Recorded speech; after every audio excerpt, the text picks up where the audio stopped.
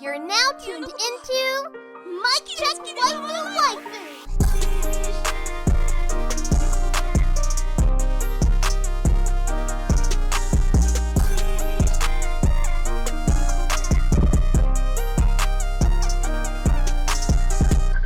Polo and Tell, is that you? Mic check. Mic check Waifu Waifu. MDW, is that you? DJW, what's happening? This is episode 129 of Mic Check Waifu Waifu. As always, it's brought to you by Lube Complex. Make sure you go to lubecomplex.com and use that offer code Waifu to save on that entire cart. It's also brought to you by Don'tTalkShop.com, as well as our Patreon producers. Shout out to our Patreon producers, AB, Aaron Brown, our long distance fairy tale cousin, Dre the Go G, Jaleesa, Ked the Pro. Check out Chaotic Culture Podcast. Explicitly, Monique Williams and Nachi. Thank y'all so much for producing this episode and many other episodes of the podcast. We truly appreciate y'all. Remember, Mic Check Waifu Waifu, the anime podcast, comes out every Tuesday at 9:30 a.m. EST. You can follow us on Twitter at Mic Check Waifu. I'm at Polo Bornfly, and that's at King Teliano. We have a fun-filled show for you today because there's some things we wanted to talk about. And sorry if you hear me chewing on something. I'm chewing on a cough drop because for some reason I can't get rid of this cough. It's crazy. This week has been crazy though. I must say, crazy week of fucking anime. Incredible week. Like probably the best week we had since, I don't know, a Vivi week probably. When we first got Vivi and we started watching 86, that was probably a great week. Yeah, but we didn't have that many episodes in a week that was that good, you know? Yeah, true. I mean, we got like 5 shows that was banging this week. Cause even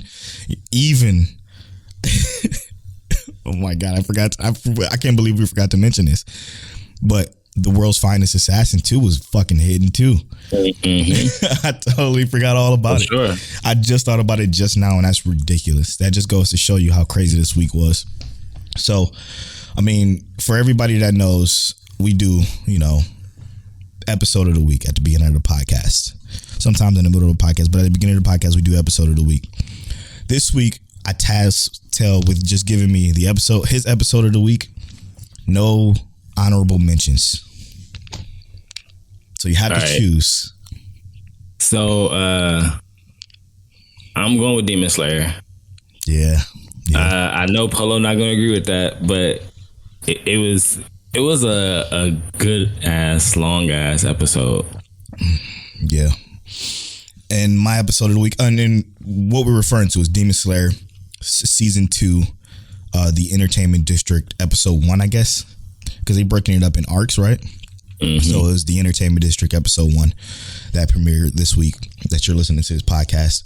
And for me, it's clearly, it like clears everything else we watched this week, even 86, which was fire, but Jobless Reincarnation. Okay. I wasn't going to do this, but I'm going to do it now anyway, so I'm sorry.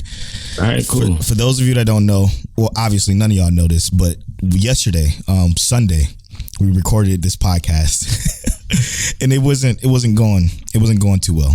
So we decided to re-record today. So we already had an inkling of what each other was going to choose. But I must say, I went back and I watched Demon Slayer again, and then I watched Jobless again. Really? Jobless hit, bro. It hit just way too hard. Now, everybody knows that Mic Check Waifu Waifu is predicated on Demon Slayer. It's the reason why we do this podcast. It's literally the start of the show. So we have like an affinity for Demon Slayer. And today we decided that we're going to spoil the episode, the Entertainment District, the first episode. So if you haven't watched it yet, watch it first and then come back and listen at this point, because we're going to spoil that first episode. First episode was 46 minutes long. I'm excited to talk about it though, because it was real good. Now, I'm not going to make this out to be that I hated Demon Slayer because I like Jobless more this week, but this episode was real good. I think we liked these episodes for different reasons. Talk to me. Obviously, but like, on the Demon Slayer side, right? Mm-hmm. I like to think that I'm not being like unnecessarily biased for Demon Slayer, right? Like I don't think I don't think Demon Slayer is like even in my top 20 anime or anything like that. But I do really, really enjoy it. This episode, when you finish it off after that movie sequence, it goes right into what happens after that, right? A little bit of a recap of what happened. You know, we see Tanjiro throwing his sword. But this whole episode was about progression.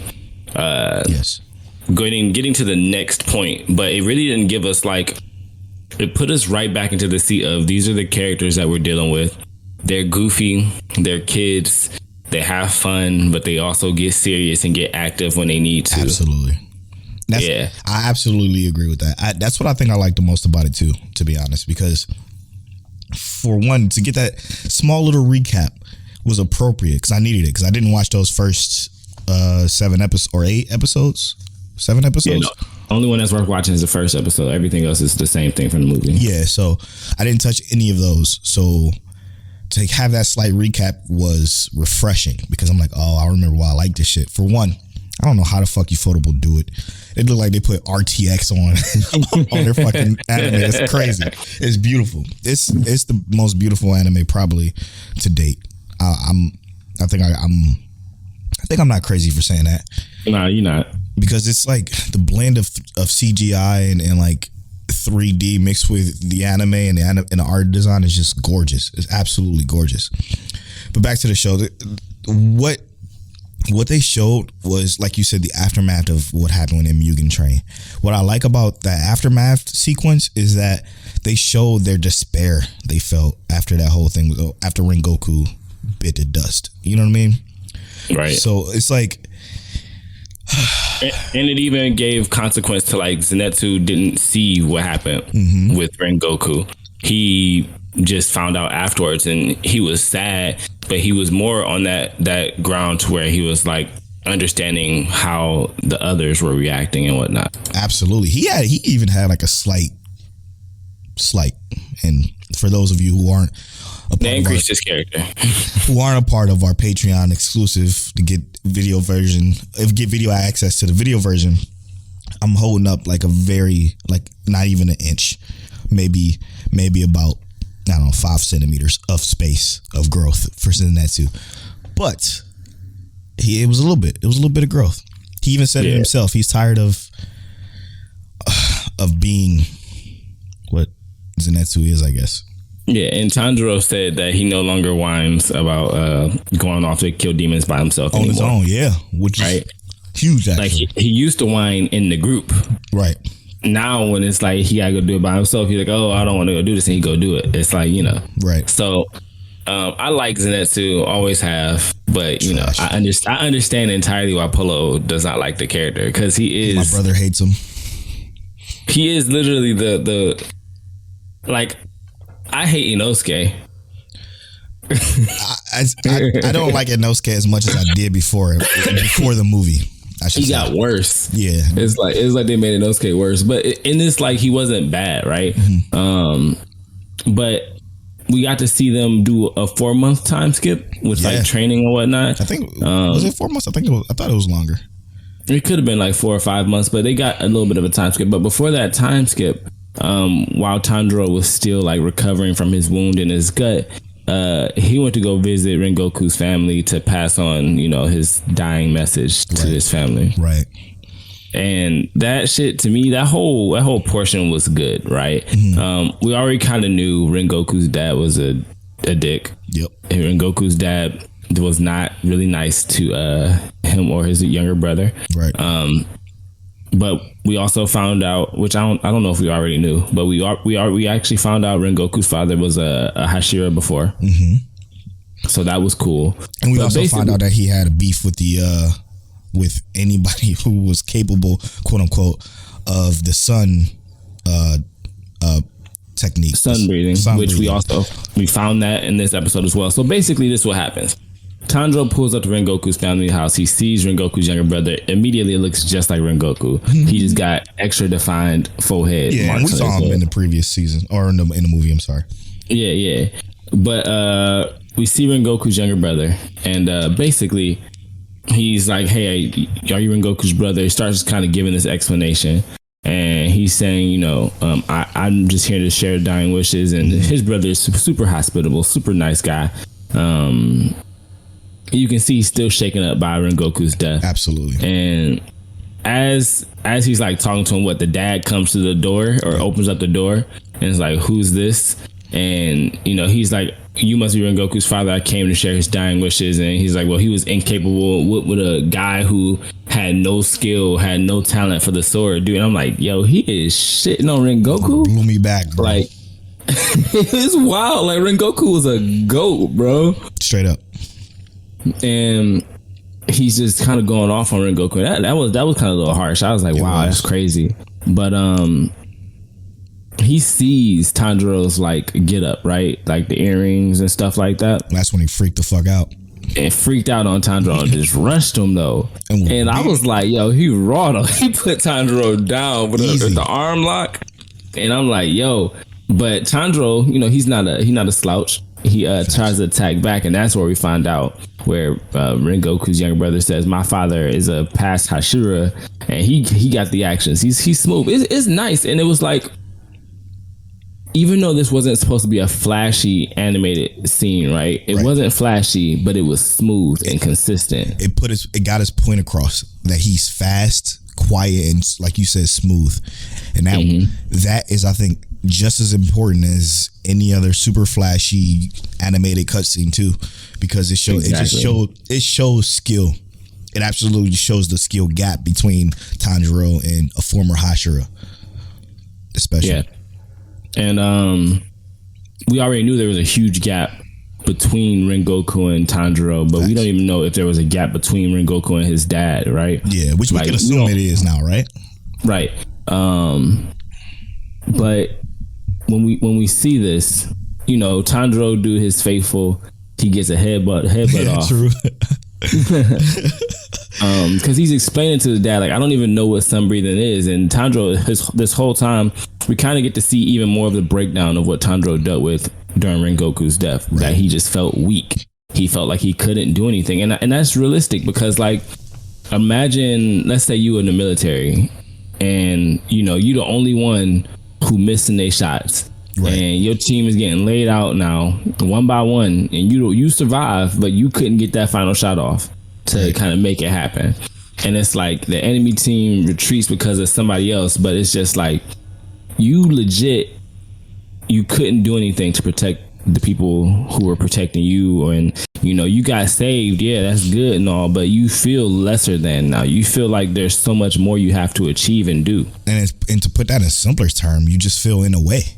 Like, what are you there for? Like, you're literally in the way because these two fucking titans throwing down, and you literally just standing there staring and watching and not being of any assistance. And as you watch somebody who you obviously began to look up to in that brief moment that they spent time together die, like he's gone forever. And it's incredible how this story is even interwoven with like just the character development of Tanjiro. I don't know what the fuck the internet, because most of the internet believes that Tanjiro is just this terrible character, and that befuddles me. I just don't understand that. Like, I think he's not the best main character. I would say that he's not the best main character, and it did take a long time for him to even grow on us, to be honest. But when he did grow on us, you start to realize that his situation and scenarios, the character growth that he experiences is almost bar none when it comes to the quote unquote new gen, which you already know I fucking hate that term. But when it comes to the new gen anime, he's like, his character growth is above and beyond what theirs was and is. And we think about a dynamic shift here where Tanjiro had to go from a point where he was living a peaceful, happy life with a family who never had to fight other than his dad knowing this sun breathing technique. His family never had to get into any action, basically. He was just selling coal. Right. He goes from having a happy family to having himself basically almost entirely, and a sister who can't really speak to him, who's a demon now. And she can't go out in the daylight. He can't experience his life the way that he once did and never will be able to again. And immediately after that, starts trying to solve the solution. He didn't even give himself a break.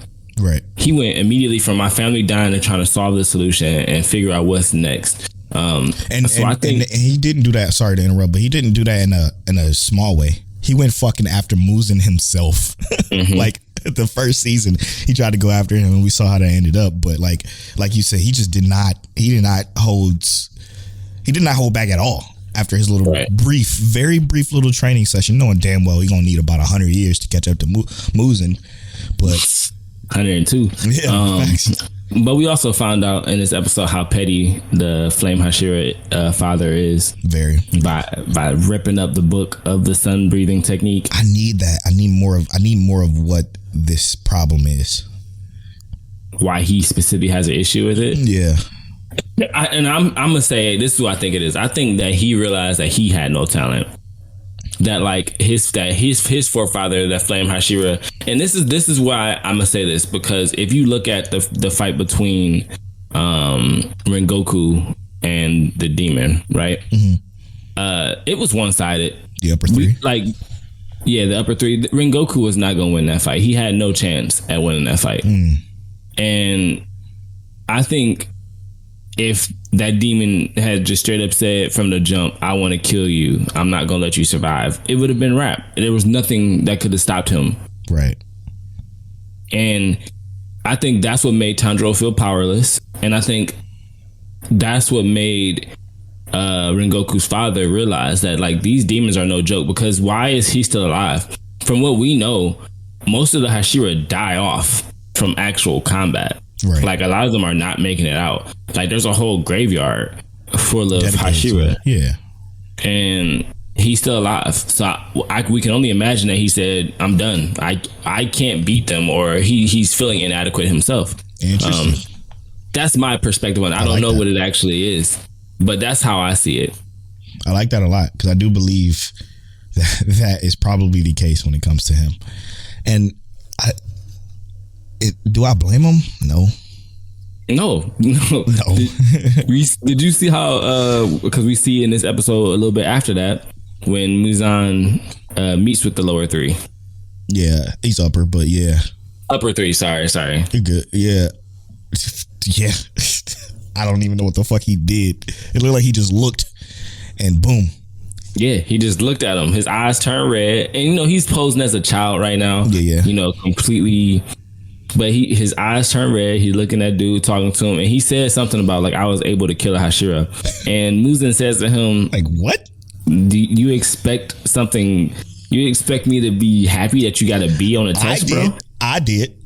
I'm expecting him like, okay, well, good job. And if we move on from the scene, no, that was not what we got. He's like, that's what is expected of you. Kill them all. I'm not expecting you to kill one. He's like, okay, he said, I mean, I'm putting this in layman's terms. Let me put this in polo terms. He said, okay, so there was one Hashira that you killed, motherfucker. There were 3 demon slayers there. You couldn't kill them all. Like, come on, man. It was a Hashira and 3 demon slayers, and you couldn't kill them. That's a problem. Fuck that. You killed a Hashira. There were still 3 others that you didn't. And why were you unable to do it? Right. Exactly. That shit was fucking crazy, man. And he looked at him in the cracks. And he looked salty walking away from Muzan. He looked salty, bro. I was like, shit. I mean, I'd be mad. What can you do? Because he punch him in the gut? And this is why the term demon is so prominent here on My Check Waifu, because Muzan is a fucking demon, obviously. But like the level of demon he is just crazy. What villain does he remind you of in the anime world? Just off the top of your head.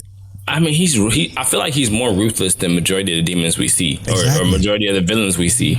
I think planning wise, demons is our villains, basically. Yeah, planning wise, I'm not sure he's as good as like some of our higher level planners, but ruthlessness, I don't know anyone who really compared to his level of ruthlessness. Maybe Goku Black, but it's like Kid Buu, like I don't know who compares to that, how ruthless he is. I'm gonna disagree. He don't care about nobody. I'm gonna disagree with you on his planning. I think it's fucking immaculate what he's doing.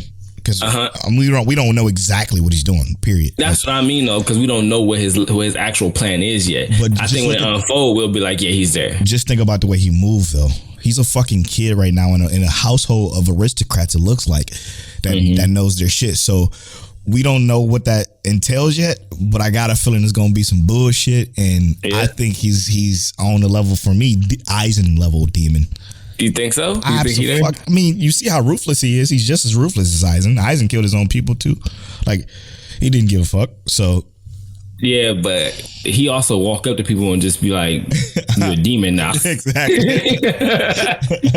Straight up. It took a while for Eisen to have that power, but man, that is wild. Incredible, man. He's an incredible villain. Let's talk about what is our expectations for this upcoming arc. I'll be completely honest. My expectations aren't specifically high. Yeah, because I don't really know what to expect. Right, like we got 24 episodes for the first season. We're getting 11 episodes for this arc.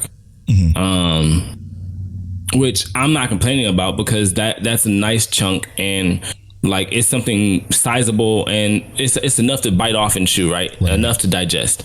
But I think what scares me is I don't know how they're going to carry on this. Like, how fragile are the Hashira actually? Like, are we going to consistently see Hashira die off? Is it going to be like Hashira fragility, where like, boom, every time we get into a fight, it's Hashira on the line?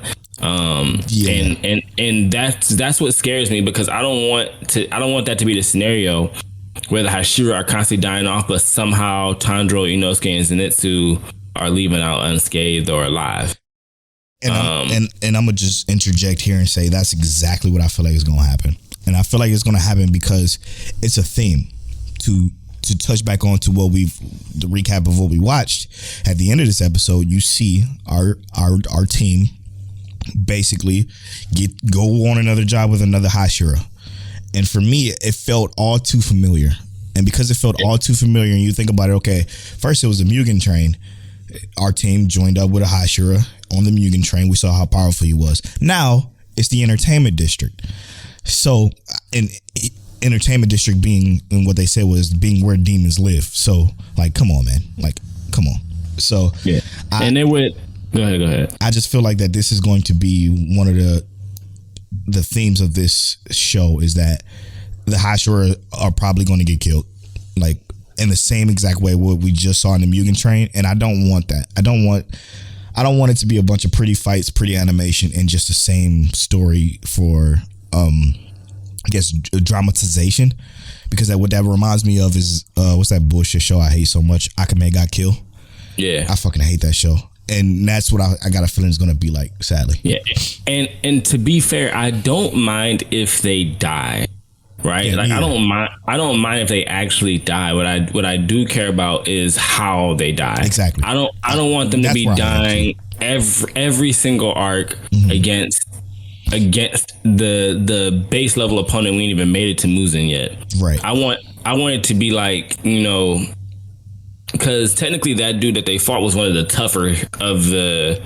Yeah, he's upper 3. So. Yeah, so he was one of the tougher ones, right? That Rengoku died to, and yes, it was one sided, but I expect that to be like a not often occasion where he pops up or someone like him pops up, because there's still like 4 or 5 others below them.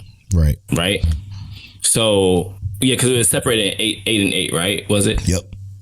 So I expect them not to be fighting those levels every single time, but I also expect that, like, give us some development with these characters. Rengoku, he garnered so much love so fast that it almost was a little heartbreaking to see him die. Right. I'm not even gonna say little. It was very heartbreaking to see him die, because the character was just super dominant.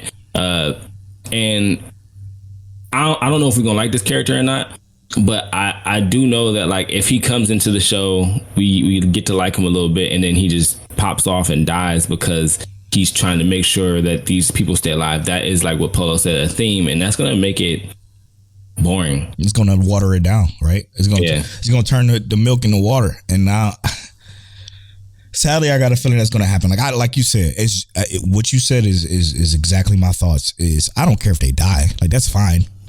Like death never bothered me. It's the implementation of the death that I'm going to have a problem with if it's following the same road as this. I want to see a fucking war arc or something like that. The motherfuckers get bodied or something. You know what I'm saying? Something like that.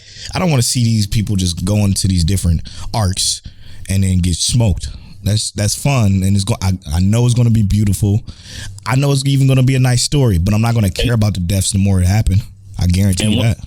One thing we haven't spoken about is how good it sounds, right? In terms of the beauty. Yeah.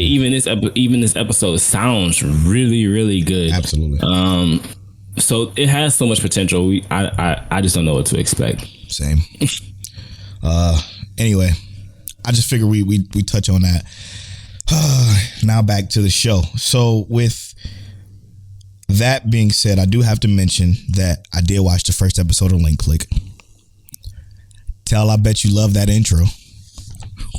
These motherfuckers is tutting it up, man. I'm like, why they look just like my brother right now? They look just like Tell, fucking that shit up. It looks so good. They even did the finger thing too, and I'm like, oh wow, that's incredible. But watching it, it's pretty as hell. I like the way it looks. Mm-hmm. It's Chinese animation. It's Chinese animation. I absolutely love the sound, like the music in it. Music is incredible, but I think these Chinese anime always have that like great music for some reason, even though I don't understand the shit. Right. The story is very, very interesting. After the first episode, I'm slightly lost. I even went back and rewatched it again because I didn't want to go to episode 2 until I understand what the fuck was going on in episode 1. I got the gist of it after the second watch. So I'm enjoying it. I'm definitely going to continue to watch this one because this is one I think we should have probably review to put on our list. I think we should. Wow. Okay. Yeah. So I actually just watched the second episode because I planned on blowing through the entire thing, but it was a lot this week going on. But this second episode to me also continued to climb. Okay. A little bit more information. How did you like the ending of that episode? Like, what did you think about that scenario? Fucked up, right? Very fucked up. So it was so minute, but ended up like that. Yeah. So I'm not going to spoil it, but with the way the world works, knowing how that happened, that it hurt, and it probably because of it just hurt.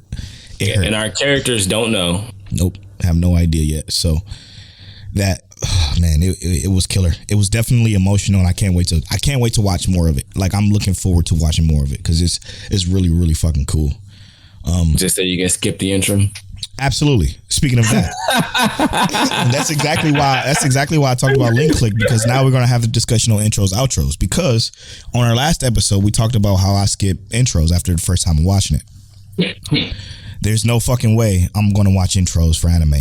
Apparently, the overarching, I would say, consensus with the intros is that they all agree with me. Most of the majority of the people agree with me. Of course, there's Moody. Moody's like, you skipped it. Intro? What the fuck? She was blown back by that. I'm sorry. Steve yells at his kids for skipping intros. Nah, fuck that. Come on, man. Come on. Stop. Well, Scuba Steve also wears socks when he sleeps, so that just shows the category that you're in. Also, you and Moody fucking put anime in 0.115 speed or whatever, double the speed. Y'all are psychopaths. Because, and I say this because time. What's the saying, Montel? Time is what? Money. So you think I'm gonna spend a minute 35, a minute 50 in some cases watching an intro for an anime when I got way more anime to watch? Okay, so I did the math. It is 17 minutes that I get back from watching the anime. So while you watching intros, I'm already on the next on the next show. You see what I'm saying? If you include the outros into that, that's another 17 minutes. So you mean to tell me that I'm supposed to spend 37 minutes of just extra time watching shit that don't matter? And that also, shout out to GB for pointing this out, because I pointed this out last episode as well, that contains spoilers, both the intro and outro, all the time. Okay, like, so let's get to this, right? I think it's fair to not watch every anime intro, right? I'm not watching every single anime intro. There are some anime where I am going to watch the intro because I enjoy that intro, and like it just didn't really spoil that much. Like to me, Fire Force's Inferno intro did not spoil anything. They started off in the scene, they fought, and they just went around and fought a bunch of fucking Infernos. It wasn't spoiling anything. The Link Click intro didn't really feel like it was spoiling anything for me. And I mean, how can it spoil something you don't necessarily know? You might see some characters, but those characters don't mean anything until something happens later. I don't want to hear that context argument. That context argument is bullshit. Either way, what I'm saying, either way, is it puts that it in your head that he's going to meet that person. The moment you see that side angle of an anime character that's supposed to be a villain hidden, I saw that motherfucker in the intro. It's spoiled. Okay. You're done. You know what I'm saying? So I get that, but more or less what I'm saying is I get it. You don't have to watch every anime intro, but there's just some that I'm going to listen to. I'm not going to watch Inuyasha's intro, but that outro. I'm letting it play, bro. You're not going to watch Inuyasha, bro. What you mean? You're right, but I'll turn on that outro every time. Yeah. I'll play the outro alone. Yeah, you're not going to watch the anime, but you'll watch the outro. I get. That I get. Now, there is like you said, I think what you said is absolutely valid. There are intros that I will watch. Yu Yu Hakusho, when we did our Yu Yu Hakusho rewatch, I watch that intro every fucking time. I could not do that. So that's a valid argument. But that's all I'm saying. I'm not saying you gotta watch every single one, because let's be real, I'm not watching the Hamtaro intro every single episode. It's like 90 episodes of Hamtaro. Why would I watch that Ham intro every single time? I get it. You see what I'm saying? I get it. So I'm talking about like good intros, like universally good. The ones that we know are good, like Samurai Champloo, Cowboy Bebop. The ones that actually have some intrigue and stuff in the intro. I'm still skipping the Samurai Champloo because I want to get to the shit with that show. That show's just incredible. I'm not about to keep watching that intro 100 times. So that's 112 minutes that you got back from not watching the Hamtaro intro, by the way. That goes, I'm just, the point of me saying this is the time that you get back from not watching the intros is the time you can spend on the next episode. I literally spend 17 minutes watching an anime episode because that's all it really is. It's about 17 minutes for an episode. You can just put it on 2x speed like I do, and you save all that time. I'm watch the intro regular speed, then 2x speed, outro regular speed. Like I always say, I'm a demon, not a devil. I'm not doing that shit. I am not doing that shit. That is serial killer behavior. Okay. First of all, I would only be a serial killer from my family and close friends. Oh man, that is terrible. That's a terrible move. Shit, where was I? Yeah, no, I don't know. 120 minutes from Hamtaro. 120 minutes. Yeah, I want y'all to write in to Mike Check Waifu at Mike Check Waifu on Twitter and just tell us, are you watching these intros or not? Like, I need to know, because for the majority of our Twitter, most people aren't. They're just not. They're not doing that shit. So hear me out, Dan. What's up? Since that's the consensus right now, give me 3 intros and or outros you would watch every time. Okay. You say Yu Yu Hakusho, that's one. Made in Abyss. I'm probably gonna watch that. Okay. I'm gonna watch that intro every single time. That's a good one. And I mean, I'm a cheat. Jobless Reincarnation. Fuck it. Okay. I mean, and the Jobless Reincarnation one is actually calming to me. It's a really nice intro. Very good. All right. If I had to give 3, I would say Pokemon XYZ intro. But I'm also not watching Pokemon XYZ anymore since it's done. You're done. Fight me. Inferno from Fire Force Season 1. I'm watching intro every single time. And then sheesh. Battlecry. I got to. Every time Samurai Champloo come on, intro and outro, I'm watching it. I'm not gonna hold you. The intro to Banished from the Heroes Party is also real good. Real good. Oh, how can I forget about this one, bro? Tony Kawa, Over the Moon with You. I watched that intro every single time that came on. That shit was so good. Every single time. I even had it on it was a time I was playing, what's that shit? You play with the mouse on PC. That music game. The fuck is it called? Oh, Friday Night Funkin'? No. Osu. Oh, yeah. I had the Tony Kawa intro on Osu, and I was playing the fuck out of it all the time. It was another really good one I was thinking about, but I can't think of it right now. But yeah.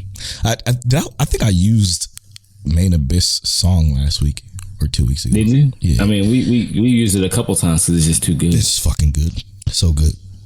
You know we love Made in Abyss over here. We can't wait for season 2. Man, listen. My life's over when that shit come back. Man, I need to know. I just need to know. You need to know. You watch anything new lately?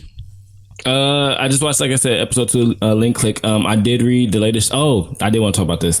I read a manga series, comic series by a black manga creator named King and Queen Lion.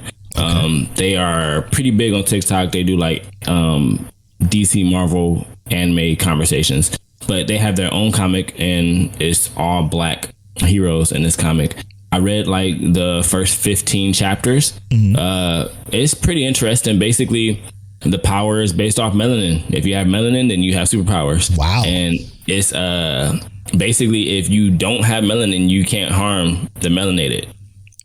It's kind of super interesting. They also did a really good job. I think for an indie comic, they just broke the record. They sold like 2,000 indie comics not signed to like DC or Marvel. So they've done the biggest sales for any indie comic out right now. That's incredible.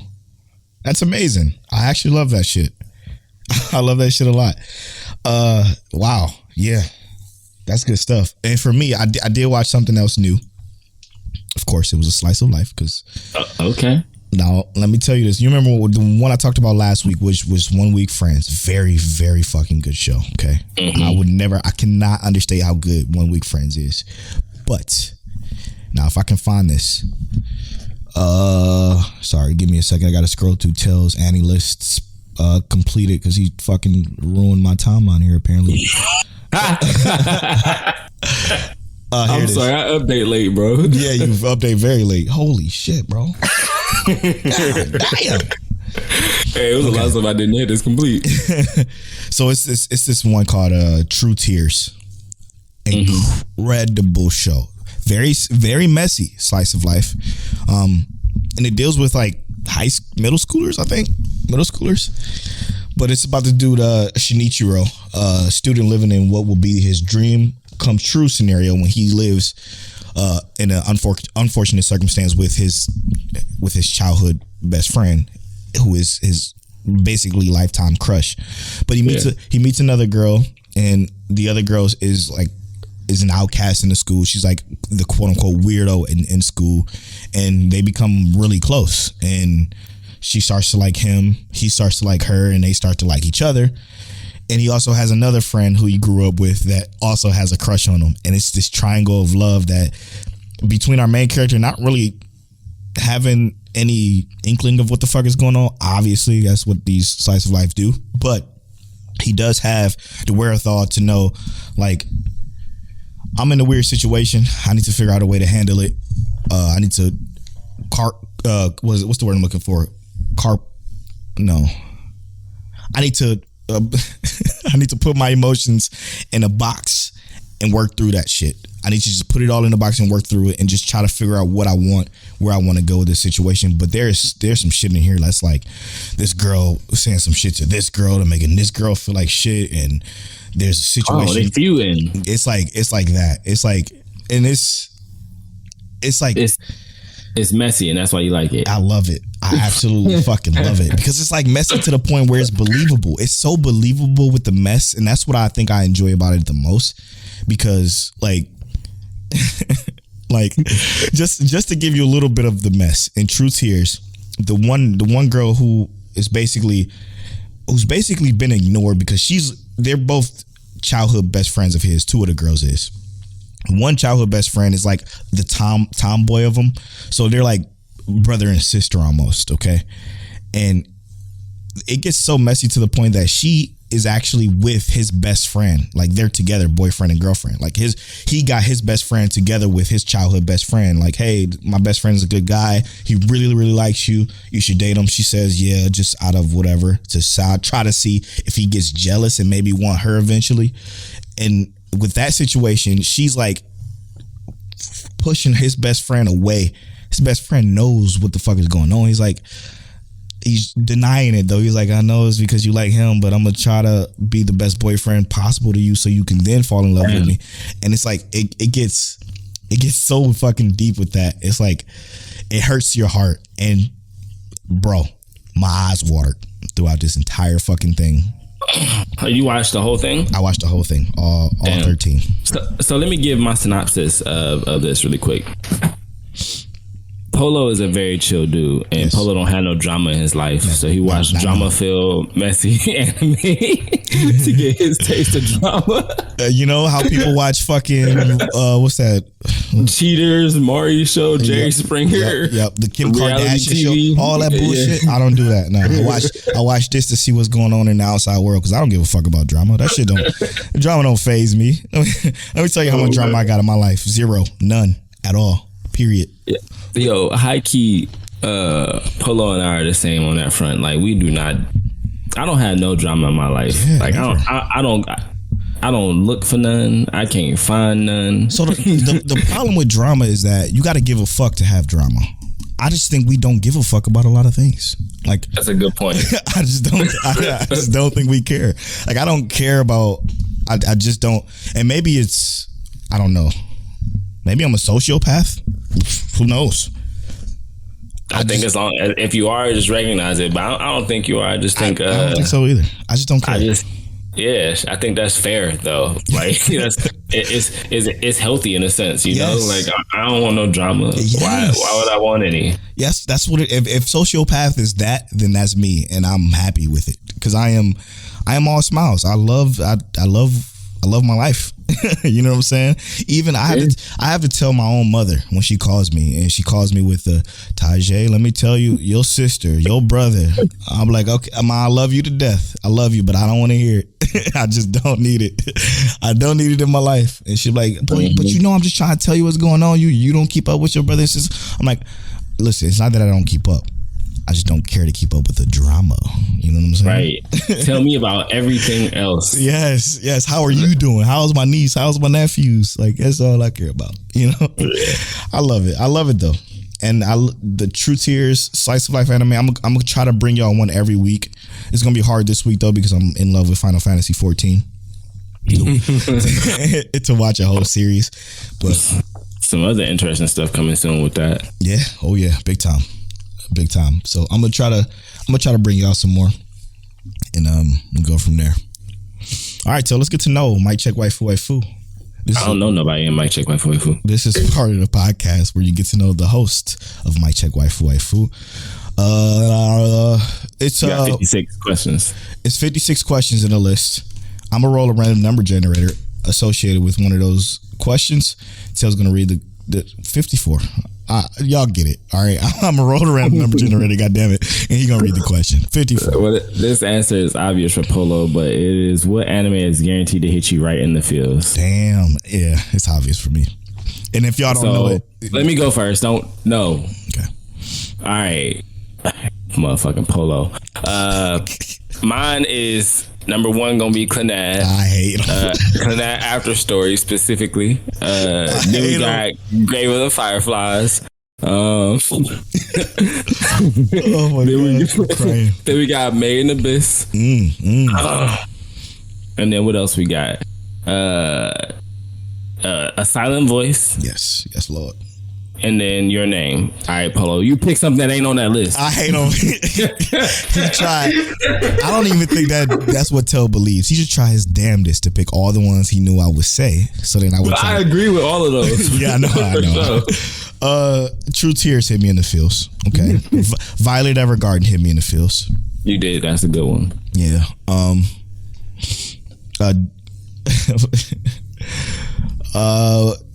funny enough, Banana Fish hit me in the no. Whoa, what the fuck? Banana Fish. Ignore that. Panda, I never said that. Okay, that never came out of my mouth. Never meant to say Banana Fish. I meant to say Love Lies, okay?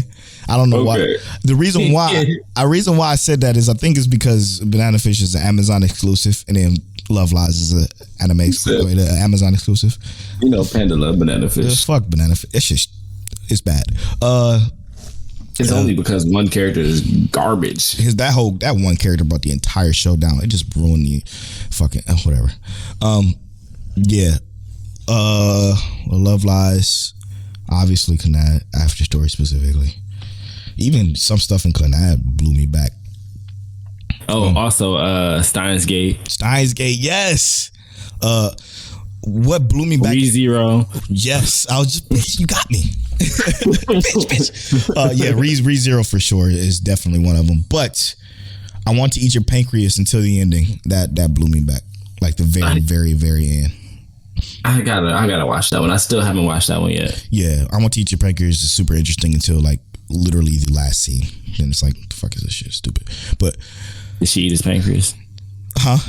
Did she eat his pancreas? I'm not gonna tell you that. What? That's the whole goal of the anime. Is it? That's what makes the anime so good. It's in the title. That's what makes the anime so good. You know, I just love what can blow me back is anime with good romance. Anything with good romance in it, I think is can definitely like My Teen Romantic Comedy Snafu. Yes, bro, that blew me back. I'm not gonna hold you because I didn't know. I was conflicted, just like our main character, bro. I'm gonna be real. I don't think I would have chose the way he did, but then I think I would have chose the way he did. I don't know. Yes. What you just said was it, bro. That is my thoughts. I was gonna say that exact same thought, but you said the exact same thought, the exact same way I would have said it. That's exactly right. I don't know. I don't know. I don't know if that's the right or wrong answer. That's how you know. You just gotta. At that point, you just gotta go home with both of them. Facts. Wait. No, not facts. I didn't mean to do that.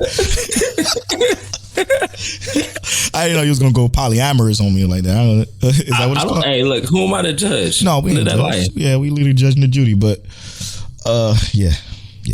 Let's take this quick break, and when we come back, we're gonna spoil the hell out of episode 21 of Jobless Reincarnation, which was titled Turning Point 2. Chills 86, and as well as Blue Period, probably, right? Yeah, Blue Period, definitely Blue Period. All right, we'll be right back after this.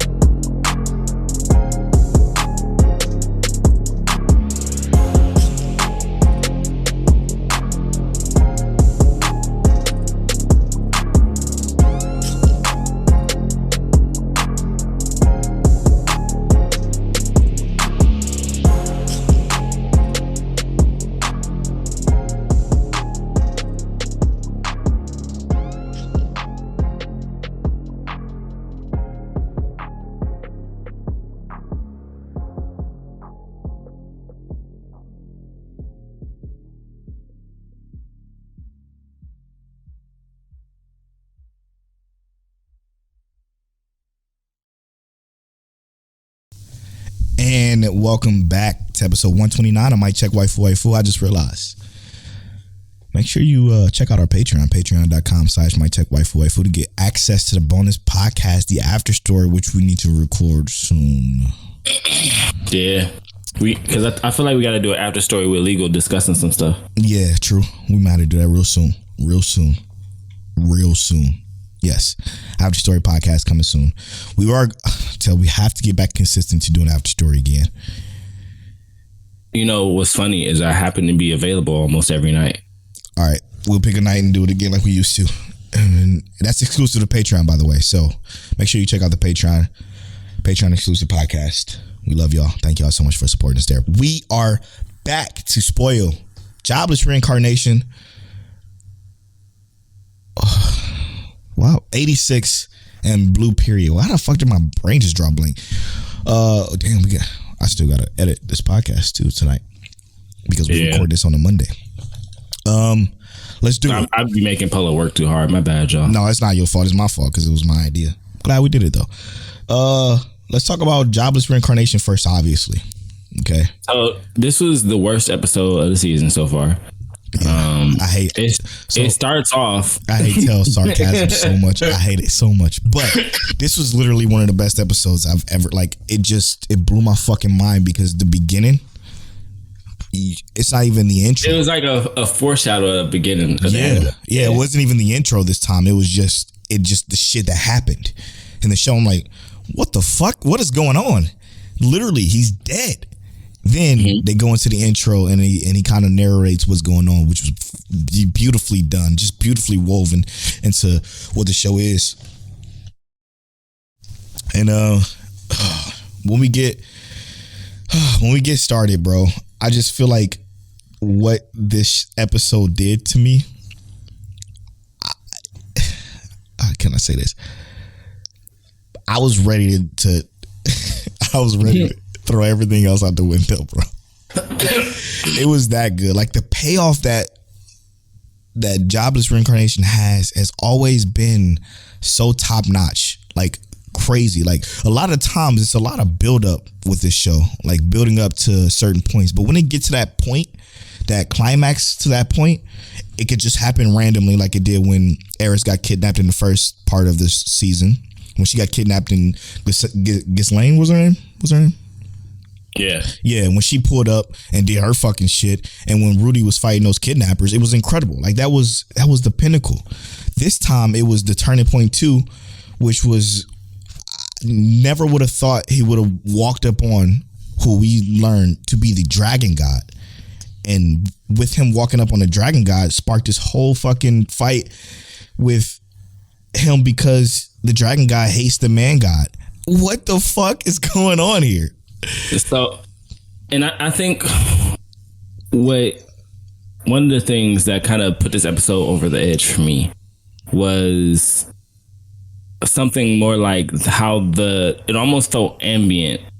Yes. Like there was an aura in the anime that felt present when you're watching it, right? Yes. So, when that episode first starts, we see Rudy is kind of just like bleeding from the gut, right? Bleeding out his mouth, bleeding out his stomach. He's got a hole in his body. Right. Instantly, like, what the fuck is going on? And then it cuts out of that and goes to like the actual episode. By the way. Yeah, goes straight to the episode, like going on. And they're walking down this long corridor. You know, you can kind of see like what's going on out the side, and it's like kind of like a cave almost area, but it's like mountainside, but you can see what's going on outside. Yeah. They're walking through and they're just talking about those masters, you know, or no, they were fighting. What they did a really good job of is first they were showing they were showing Ruijerd and Eris fighting. Yeah, which was incredible, by the way. And Eris was going hard. She was like proving herself, and Ruijerd finally says, you know, you're a warrior. You can call yourself a warrior now. Yep. And she's like, well, I didn't beat you. He's like, that's not what's the important part, you know? And that's when they proceed down that corridor. After that, they kind of had going about their day, talking about the other great warriors and whatnot. And they walk past these two characters, kind of like they obviously stand out. They look very different. But They don't even time out because they don't even walk past them. You're right as hell because they didn't walk past. They were going to walk, but Rudred and Aerys completely feel overwhelmed.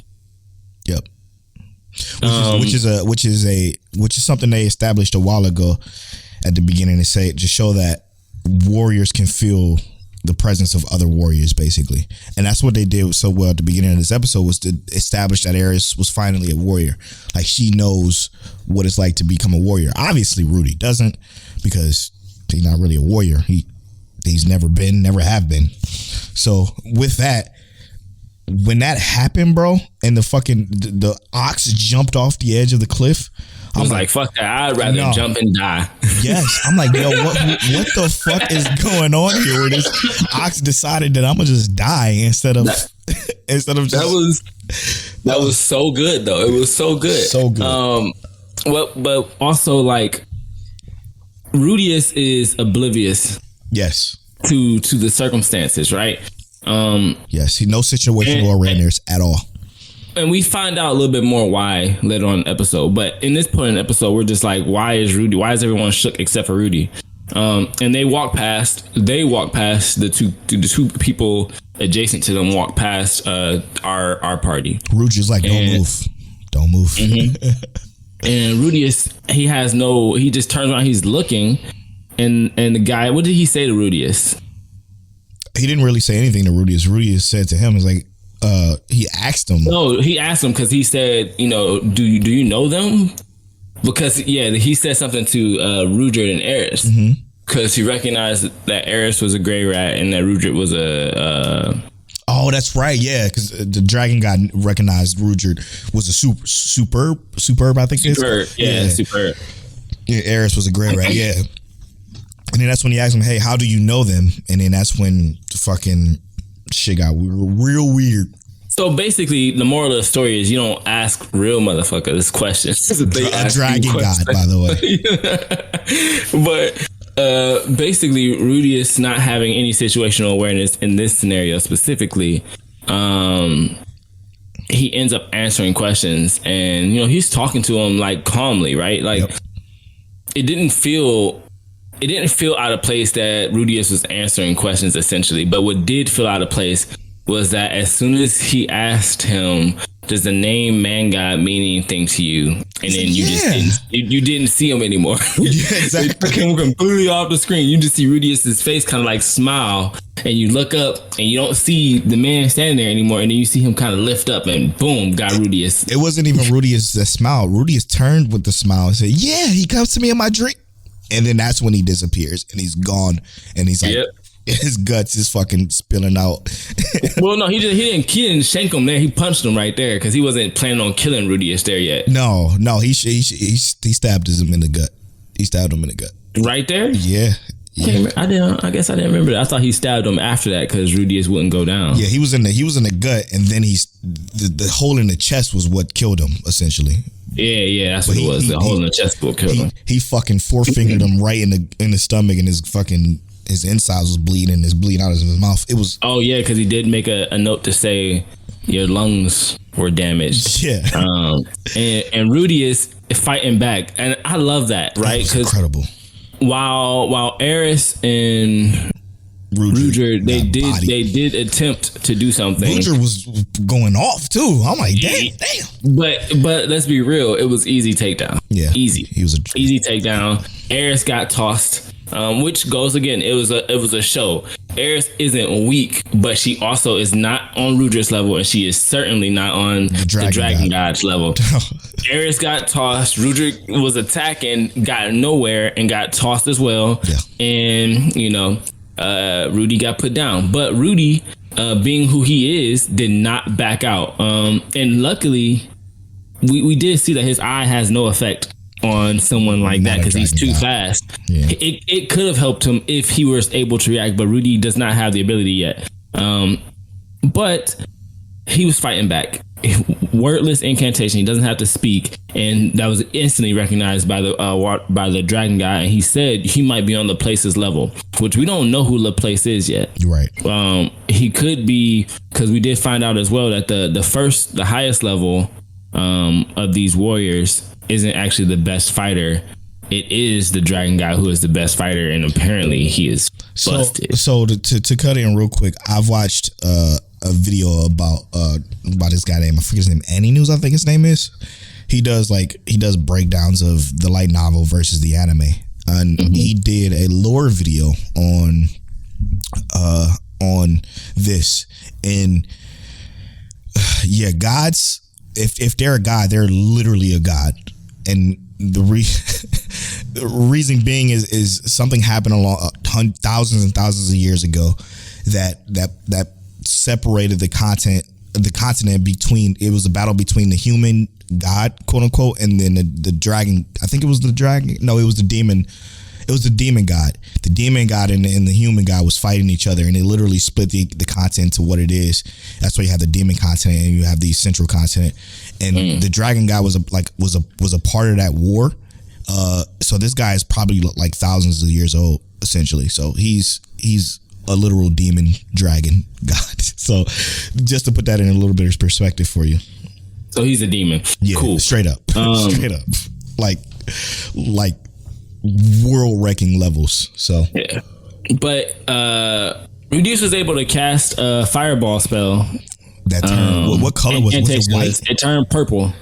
It turned purple, and dude was putting up a shield, and it essentially cracked his shield. Didn't completely break it, right. Cracked his shield, and he reverted it basically, and that's when he put Rudy down. But don't forget about him turning that his first initial attack was his earth bullet. He turned that into an onyx drill that fucking actually hurt his hand, and that's when he realized, like, whoa, what the fuck? This kid got something, you know what I'm saying? And then that's when he did the fireball with the shield. So with this situation, I just want to go back to make sure we point this out. The reason why he asked about the man god in the first place was he asked, did you know about anything about the teleportation thing? Why would Rudy ask what seems to be a complete stranger about that? Because I'm assuming, this is my perspective of it, right? Mm-hmm. You see someone who clearly knows the people, or someone that you know, right? I keep forgetting about that. Yeah. And he seems like not just your run of the mill adventurer, right? Like he seems like right. And Rudy had no fear or anything towards him. So for this scenario, Rudy is oblivious, and it's not entirely his fault. If he was of this world, as we find out, that he would have been in a different state and probably would have made it out unscathed. But no, I think what they were pointing at was that he survived because he was not of this world. If he was of this world, he would have been killed because he knew the man god. The chick said to the dragon god, apparently is what we find out later, is that something's off about him. I don't think he's of this world or some shit like that. I don't think she said those words exactly, but I think she pointed something with him being a little bit different. And no. I was gonna say that's not what necessarily I meant, because when we got the conversation about the dragon god, I see. We found out that he has like 4 or 5 curses on him, and one of those curses is he's hated or feared by every single living being, right? I see what you're saying now. Yeah. So if he had feared the dragon god like Ruijerd and Eris, he would have never even been able to move or say anything in the first place. Yep. So he probably would have left unscathed, but because he was oblivious to that curse, he could not he wasn't affected by that curse. He saw no fear in this man. So this world. Yeah. You're right. Exactly. But also, like, we did find out that that's not the dragon god's full power, because the curses hold his power back. That's back, bro. That's unbelievable, man. It didn't even look like he went hard. It looked like he just beat bro up for fun. It didn't look like he went hard. Ridiculous. I just want to touch on this before we move on, because we need to move on. The animation, unbelievable, man. It was top tier. Unbelievable. What's funny is that this studio, like I said a couple of weeks ago, this studio was created specifically just for Jobless Reincarnation. But it did have some assistance, and it makes sense when I realize this every time. I always forget about this part. They had some assistance from White Fox. If you don't know who White Fox is the people who animated ReZero. So it totally makes sense as to why it looks so fucking good. But on that same note, I got some bad news, Tell. White Fox lost some of his top animators, which is not good because what's going to happen? Recently? Yeah, which means what the fuck is going to happen with ReZero? So my thought is I'm praying that the guy who has the IP for ReZero takes it to another studio and we still get it animated.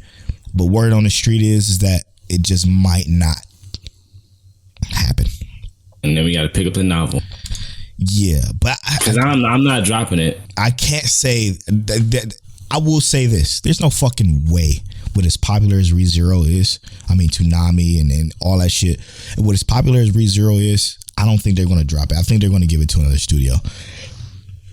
So, and I would even say the same with Jobless Reincarnation. These two anime with them having that kind of affiliation with a studio that's doing that well, or an anime or series that's doing that well, that I would assume that they want to continue that kind of progress. I absolutely agree. So maybe when Jobless is over, we'll hear something about ReZero. That's what I'm hoping. But all I know is this Jobless episode 21, Turning Point 2 was incredible. Incredible. Yeah, easily one of the best episodes of the year. It was really good. And this is one of the episodes where we learned probably the most. It was It's crazy. We learned that our main character Rudy was just like, yo, I died, man. I did my best though. I tried. Yep. And he at that point he's like, well, how do I pass on? Yeah, I'm ready to go. That was great, bro. That was a really great moment. That really made me like his older version more, because I really didn't like his older version at all because he was fucking pervy and creepy. It seemed like he matured right there though. Yes. Yes. And also what was great about it is that he also remembered that bet he had with Man God, and when he told him, like, if you help me find some of my family, then I'll come back and listen to whatever you say, and I won't back talk you. And he did exactly that. He didn't back talk him. He was just like normal, and like you said, he matured. It was great. It was a great episode. Let's talk about 86 though. I almost missed this episode because I only saw the recap in there on Verve the day that this episode came out, so I was kind of pissed. So I'm like, oh fuck, man, damn. Luckily, Tell reminded me that it did come out, and this was a fantastic episode.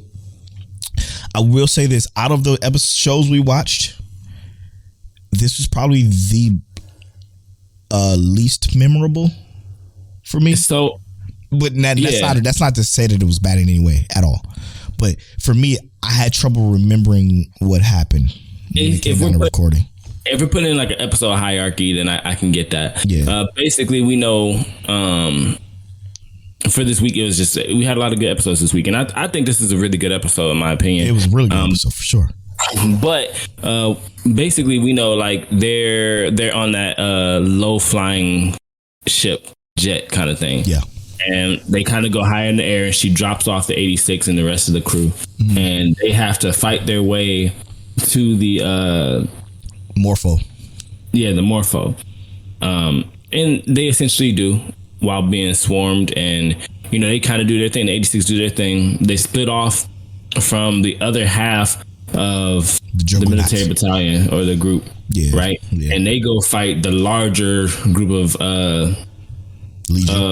Legion that's coming towards them, while they go fight the Morpho. They get to the Morpho and basically find out that ain't it. That ain't the only one. That one ain't even repaired, but it's still operating. Like they go in and you see it, and it's still like moving, and it loads up like it's like charging, like it's getting ready to fire, and then nothing happens. They like, oh, what's going on? And then they turn over, and you see another one off in the far off distance. Ugh. Wings fluttering, it's charging, and then boom. And I was like, yo. I'm so happy that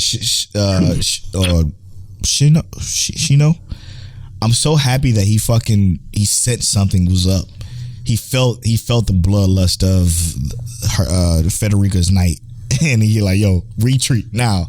And they got the fuck out of there, and they dodged that attack. But that gun is ridiculous. ridiculous, bro. Fucking it's a rail gun essentially, literally and figuratively, and deadly. We were under the perspective or understanding that this rail gun could only fire one shot, but it did not appear that way. Nope. This Morpho could definitely fire a second shot, and it just takes a while to heat up. Yeah, but was the first one damaged in combat? Like, were they able to get some shots off and hurt this one last time, or because I thought this one just fired a shot and it was damaged, but the second one was able to fire a shot and was prepared to fire a second one. Right, because I don't think it was led by the Knight. So I'm under the misconception that whoever's controlling it with their what's the word I'm looking for? Their consciousness. Yeah, it's their consciousness, but it's I guess you can call it eagerness to kill, or their want to kill is what makes them stronger or weaker. I think that one had, you know, some regular dude in there and he can only fire it once, and it fucking shattered or whatever. But I mean, that can make a lot of sense, because it seems like all the people who get put into the machines have a unyielding bloodlust. Yeah, and I correlate that with what's his name? Shino? Is his name Shino? I can't for some reason. Shin. My name, fucking part of my brain is just off right now. But Shin, it was the same way with his brother, and that's why I'm putting those kind of together. His brother was the strong fucking dude. So with that, I think because of the Knight being who he was, made him fucking almost impervious to just not giving the fuck up, because he was going he was trying to fight. And what was really cool about this is that we got to hear for the first time like a command system, like the Legion command. Yeah, it was like, you're not authorized for this battle, you're not authorized for this fight, fall back. And it's like, this sounds like a regular ass person. Yes, this does not sound like a hive. It kind of, how the audio was done, it sounds like a hive mind, but what it's saying doesn't sound like a hive mind. It sounds like a commander or a leader or some kind of system, some chain of command that's going through the line and say, hey, this is not what we need right now. We need this. We need a different approach right now. And it was interesting to see that. Sorry, but it put things into perspective. That like, even the Legion is not just at its own whim. They are following orders. They are doing things in a certain way. We do know that they are still man-made and they were created, but like, we do also see now that there is an actual plan amongst the Legion. Right. And again, we talked about this a long time ago, even before we knew about the whole backstory of the Legion.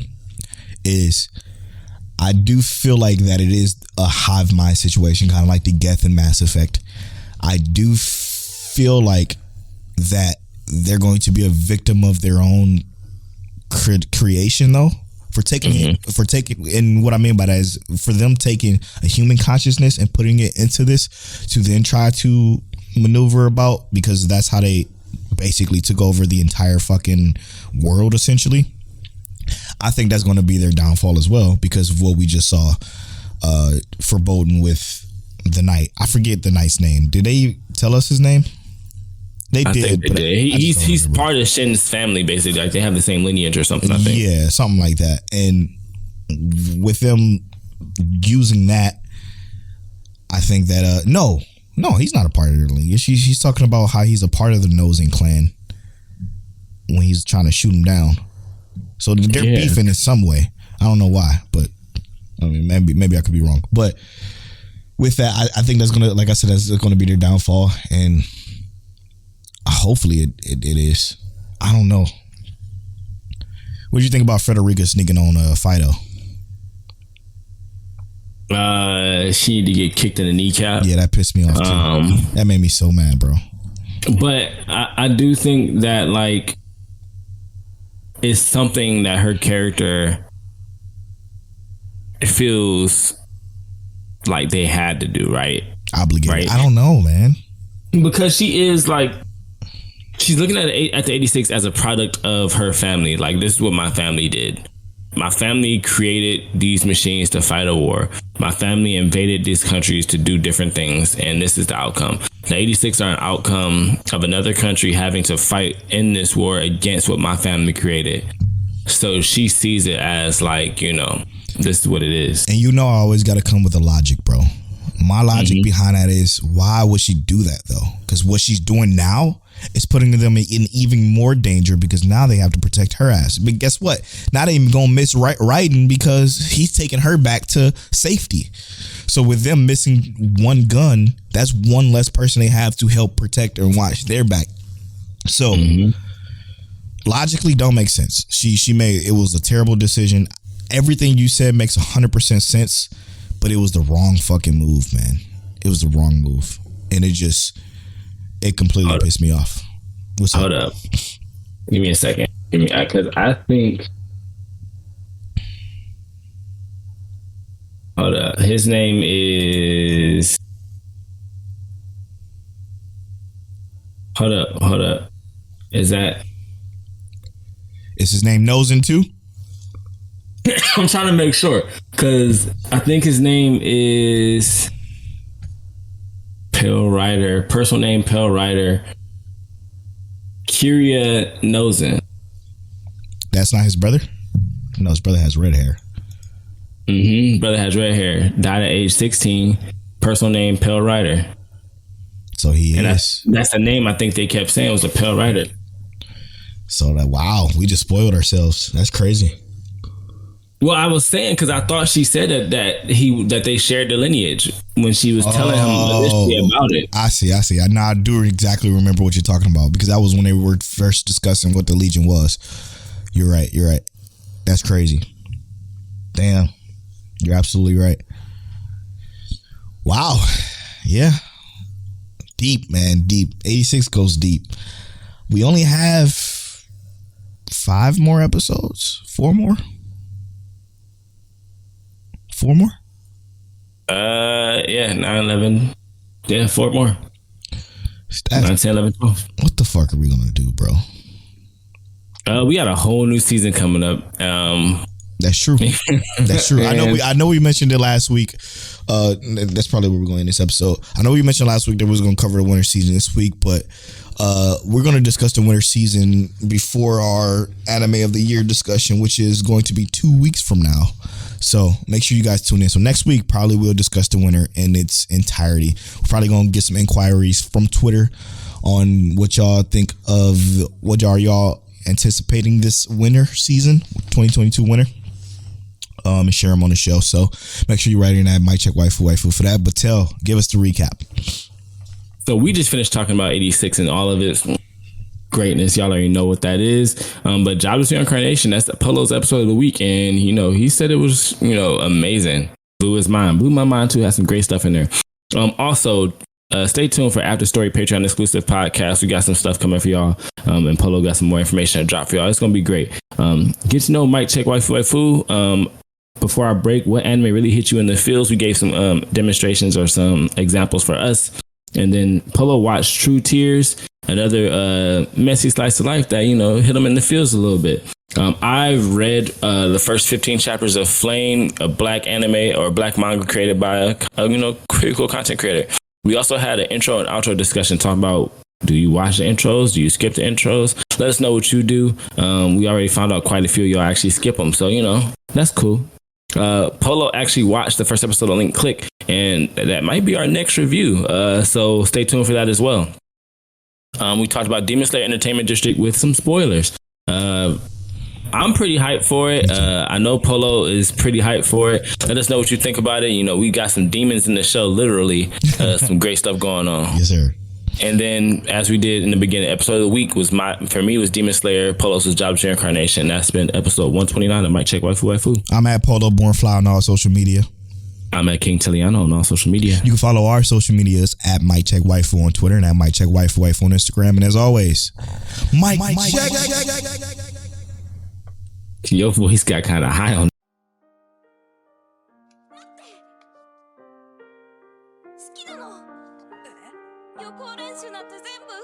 You're now tuned Check Waifu